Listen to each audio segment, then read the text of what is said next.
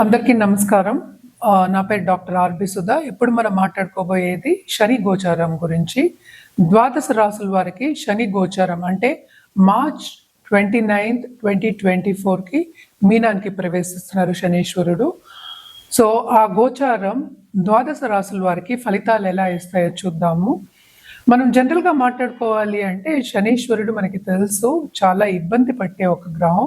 అందరూ భయపడుతూ ఉంటారు. ఏంటంటే ఏలినాటి శని వచ్చినా గానీ, లేకపోతే లగ్నంలో శని ఉన్నా గానీ, లేకపోతే ఏంటంటే శని మహాదశ వచ్చినా గానీ. సో, పరిహారాలు చేస్తే కనుక ఎప్పటికైనా సరే శని ప్రీతి అనేది మనం పొందుతూ ఉంటాం అన్నమాట. అండ్ శాంతి ఇచ్చాలి అంటే శాంతి జపాలు, పూజలు చేసుకోవడం అనేది చాలా మంచిదన్నమాట. బట్ అంతకన్నా ముందు మనం మాట్లాడుకోవాల్సింది ఏంటంటే మనకి తెలుసు 9 గ్రహాలు ఉన్నాయి. దీంట్లోనే ఏంటంటే ఫ్రెండ్షిప్స్, ఎనిమిటీ అనేవి 2 ఉంటాయన్నమాట. అంటే సంబంధాలు, సత్సంబంధాలు ఉంటాయి, వేరే సంబంధాలు ఉంటాయి అన్నమాట. ఎప్పటికైనా మన మార్స్, సన్ అండ్ జూపిటర్ కలిపి మనం చెప్తూ అంటే ఏంటి వాళ్ళు ఫ్రెండ్స్ అంటాం. అది ఒక సెట్ కింద తీసుకుంటాం. మెర్కురీ అంటే ఏంటంటే బుధుడు ఏంటంటే న్యూట్రల్ అన్నమాట. అన్ని గ్రహాలకి కొంతవరకు న్యూట్రల్ కింద ఉంటారనమాట. మిగతా గ్రహాలు అంటే ఏంటంటే మ్యాలిఫిక్ గ్రహాలు అంటే చెడు చేసే కొంచెం గ్రహాల కింద మనం శనీశ్వరుడు, అలాగే శుక్రుడు, అలాగే రాహుకేతువుల్ని తీసుకుంటాము. అండ్ ఆల్సో బెనిఫిట్లో ఏంటంటే మనం చంద్రుని కూడా తీసుకుంటూ ఉంటాం అన్నమాట. కానీ ఇదేంటంటే జనరల్ ఫ్రెండ్షిప్, జనరల్ ఎనిమిటీ. కానీ లగ్నానికి వచ్చినప్పటికి ఏంటంటే అన్నీ మారిపోతూ ఉంటాయి అన్నమాట. లగ్నం కానీ, రాశి కానీ. సో, టెంపరరీ ఫ్రెండ్షిప్స్ అనేది ఉంటుంది, పర్మనెంట్ ఫ్రెండ్షిప్స్ అనేది ఉంటుంది. మనం మాట్లాడుకునేది ఏంటంటే పర్మనెంట్ ఫ్రెండ్షిప్ గురించి నేను ఇప్పుడు చెప్పానన్నమాట. ఎందుకు ఇది చెప్పాను అంటే బేసిక్గా మనం చూసామంటే శనీశ్వరుడు మీనానికి వస్తున్నారని ఇప్పుడే మాట్లాడుకున్నాం మనం. సో, మీనం ఎవరిది, ఓనర్షిప్ ఎవరిది అంటే ఆ రాశికి అధిపతి ఎవరు, గురు అయ్యారనమాట. సో, గురువుకి ఏంటంటే ఈయన శనీశ్వరుడు ఎలా ఆ ఇంట్లో ఎలా ఉంటారు అనేది ఏంటంటే ఆయన ఎనిమియా, లేకపోతే మనకి ఫ్రెండా, లేకపోతే న్యూట్రలా, లేకపోతే ఏంటంటే మనకి ఎలాగా ఆ ఇంట్లో ఎలా ఆ భావంలో ఆ రాశిలో ఎలా ఆయన ప్రవర్తిస్తాడు అనేది మనం మాట్లాడుకోవడానికి మనం ఫ్రెండ్షిప్స్ గురించి ఇప్పుడు మాట్లాడుకుందాము. జనరల్గా మనం చూసాము అంటే ఎక్కువ మనం శనీశ్వరుడికి, జూపిటర్కి మనం కొంచెం ఆపోజిషన్ అనేది చెప్పుకుంటూ ఉంటాం అన్నమాట. ఎనిమిటీ ఉంటుందనే చెప్పుకుంటాం. కానీ ఏంటంటే మనం ఇందాక మాట్లాడుకున్నట్టు ఫ్రెండ్షిప్ గురించి మాట్లాడుకున్నాం కదా, గ్రహ ఫ్రెండ్షిప్ గురించి. సో, జనరల్గా అయితే జూపిటర్కి శని ఏంటంటే న్యూట్రల్ కిందే మనం తీసుకుంటాం. అంటే ఏంటంటే అటు మరీ చెడు చేరు, అటు మరీ మంచి చేరు అనమాట. న్యూట్రల్ గ్రహం మధ్యస్థంగా ఉండిపోతారు అని చెప్పుకోవడం అనమాట. అదొకటి కాకుండాను శనీశ్వరుడు మూమెంట్ అంటే ఏంటి, ఇప్పుడు ఏలినాడ్స్ అని మనం చూసాము అంటే కుంభం అంటే మనకి శనీశ్వరుడు ఓన్ హౌస్ అనమాట. ఓన్ హౌస్ నుంచి ఇంకో ఇంటికి వెళ్తున్నారు కనుక ఈ ట్రాన్సిట్ కూడా, ఈ గోచారం కూడా కొంచెం డిఫికల్ట్ ట్రాన్సిట్స్ అనమాట. అండ్ ఆల్సో మనం చూసాము అంటే మీనానికి లాస్ట్ ఇయరే ఏలినాడ్స్ అని అనేది మొదలైంది.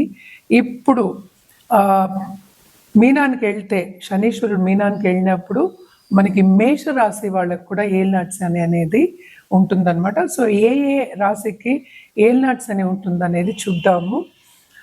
ఇప్పుడు మనం చూసాము అంటే కుంభానికి ఏలినాడ్స్ అని లాస్ట్ ఘట్టం, లాస్ట్ 2.5 years. అలాగే మీనానికి మెయిన్ ఘట్టం సెకండ్ 2.5 years. అలాగే మేషానికి ఫస్ట్ 2.5 years ఏలినాడ్స్ అని ఉందన్నమాట. మనం ఫ్రెండ్షిప్స్ దీనికే మాట్లాడుకున్నాం. ఎందుకంటే ఒక్క గ్రహం గురించి మనం మాట్లాడుకున్నప్పుడు అన్ని గ్రహాలు మనం చూసి మొత్తం జాతకం చూసినప్పుడే మనం కరెక్ట్ రెమిడియల్ మెషర్స్ కూడా మనం చెప్పడం, పరిహారం చెప్పడం అనేది జరుగుతుంది.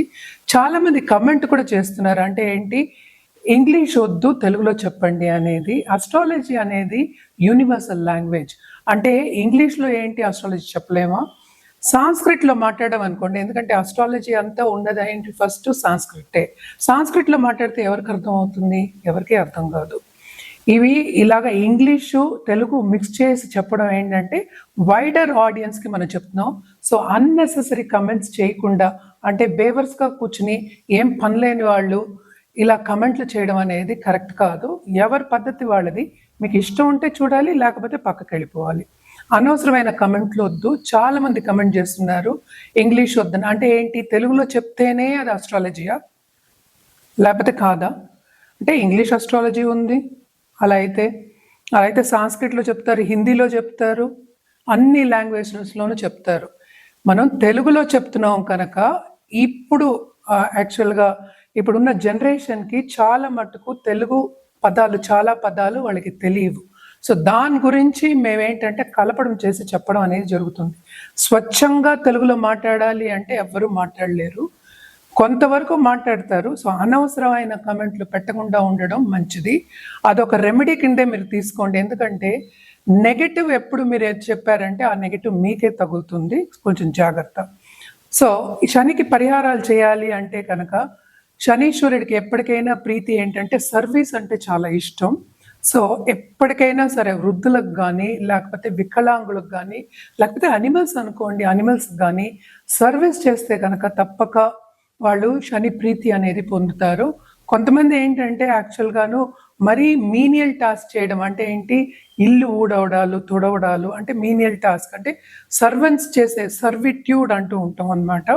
అలాంటి పనులు కూడా కొంతమంది కావాలని శని ప్రీతి పొందడానికి చేస్తూ ఉంటారు. అదొకటి కాకుండా ఎప్పటికైనా దానాలు కానీ, జపాలు కానీ చేయడం అనేది మంచిది. అండ్ ఆల్సో ఎప్పటికైనా సరే నేను ఇందాక చెప్పినట్టు సర్వీస్ అనేది చాలా చాలా ప్రీతి శనికి. సో మన చేత్తో వండి పెట్టడం కూడా చాలా మంచిదన్నమాట. ఇవన్నీ మనం ఏంటి మాట్లాడుకునేది జనరల్ పరిహారాలే.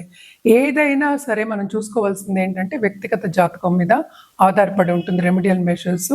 ఏ ప్లానెట్ని కంట్రోల్ చేయాలి అనేది, ఏ ప్లానెట్కి ప్రీతి అంటే ఏంటంటే అప్లిఫ్ట్ చేయాలి లేకపోతే బ్యాలెన్స్ చేయాలి అనేది మోర్ ఇంపార్టెంట్ అన్నమాట. ఎందుకంటే ఈ కాలంలో అందరికీ, చాలా మందికి ఉద్యోగాలు కూడా లేకుండా, అంటే బతుకు తెరువు లేకుండా కూడా చాలా మంది ఉంటూ ఉన్నారు. సో వీళ్ళందరికీ ఏంటంటే ఫస్ట్ జాతకం అనేది చూడాలి. మనం మాట్లాడుకునేది ఒక రాశి వారిగా మనం మాట్లాడుకుంటున్నాము, అది కూడా ఒక్క గ్రహం గురించి మాట్లాడుకుంటున్నాము. గుర్తుపెట్టుకోండి, ఇది మొత్తం అంతా మీరు విన్నారంటే మీకు క్లారిటీగా అన్నీ తెలుస్తాయి. ఏదైనా మీకు డౌట్లు ఉన్నా కానీ, లేకపోతే అపాయింట్మెంట్ సెట్ చేయాలంటే కానీ కింద స్క్రోల్ అయ్యే నంబర్కి సంప్రదించవచ్చు. మనం ఇప్పుడు మాట్లాడుకోబోయేది కుంభరాశి వాళ్ళ గురించి. కుంభరాశి వాళ్ళకి శని గోచారము March 29, 2025 ఎలా ఉందో చూద్దాము. కుంభరాశి వాళ్ళకి కూడా చాలా బాగుంటుంది, బ్రహ్మాండంగా ఉంటుంది. ఎందుకంటే శని ఆ రాశి నుంచి, అంటే కుంభశని అంటేనే మనకు తెలుసు మూల త్రికోణం హౌస్ అది, ఆయన చాలా బాగుంటారు అక్కడ. అంటే కుంభం అంటేనే మనకు తెలుసు ఎక్కువ ఇస్తారు అని అర్థం అన్నమాట.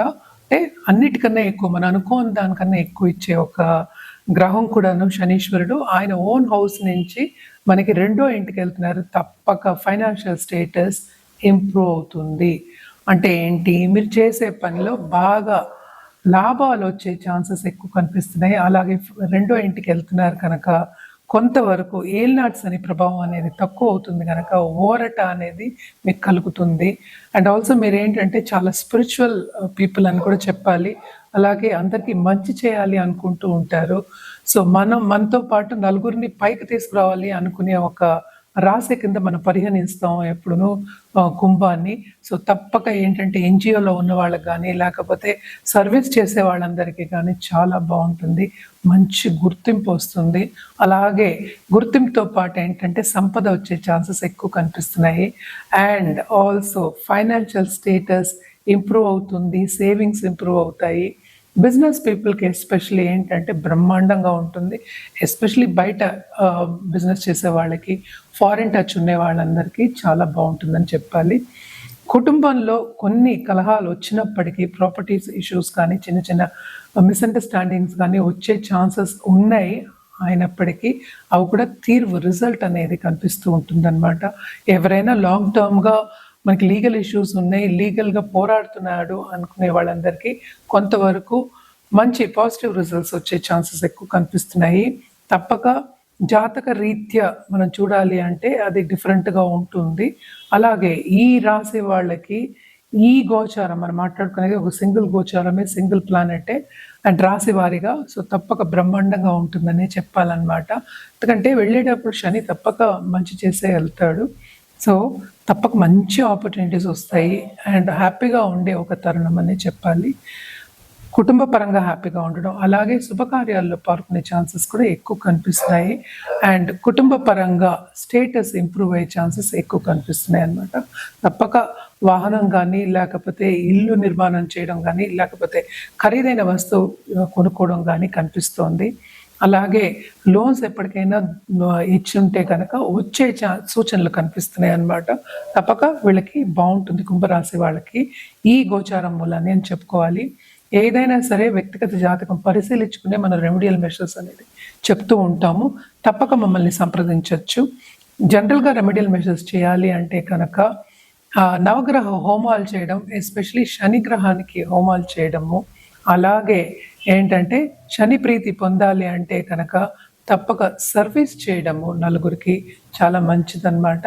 ఎస్పెషలీ వికలాంగులకు కానీ, లేకపోతే ఒక ఎన్జిఓకి వెళ్ళి కానీ, లేకపోతే ఎల్డర్లీ హోమ్కి వెళ్ళి కానీ చేయడం అనేది చాలా మంచిది.